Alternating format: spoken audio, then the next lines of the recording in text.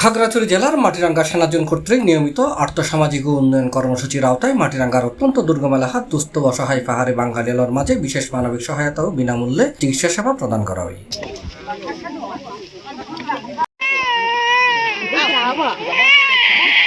আজিয়ে জুনের 24 তারিখ মঙ্গলবার সকালে গুইমারা রিজিয়নের 18 ফিল্ড রেজিমেন্ট আর্টিলারি মাটিরাঙ্গা জোনের আওতাধীন শিশুকবাড়ি আর্মি ক্যাম্পের অন্তর্গত থংটং পাড়া এলাকার অর্ধশতাধিক অসহায় পরিবারের মাঝে রেশন সামগ্রী, রাবার বাগান মন্দির ও ভোচেন্দ্রপাড়া মন্দির নির্মাণালয় আষ্টবাইন টইন দেওয়া হয়। দুজন হতদরিদ্র পাহাড়ি নারীর উন্নত চিকিৎসালয়ের নগদ আর্থিক সহায়তা দেওয়া হয় ও শিশুকবাড়ি সরকারি প্রাথমিক বিদ্যালয় শিক্ষার্থীদের মাঝে ক্রীড়া সামগ্রী বিতরণ করা হয়।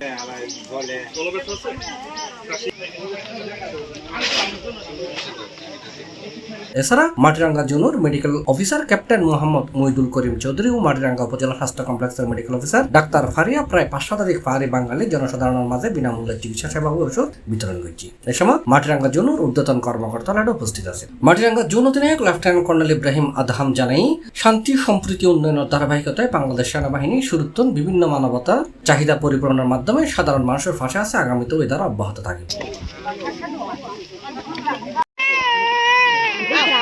মানবিক সহায়তা এবং চিকিৎসা সেবা পাইয়ে উপকার ভুগিয়ল জোনের প্রতি কৃতজ্ঞতা প্রকাশ করছি এবং মাটিরাঙ্গা জোনের উত্তরোত্তর সফলতা কামনা করছি।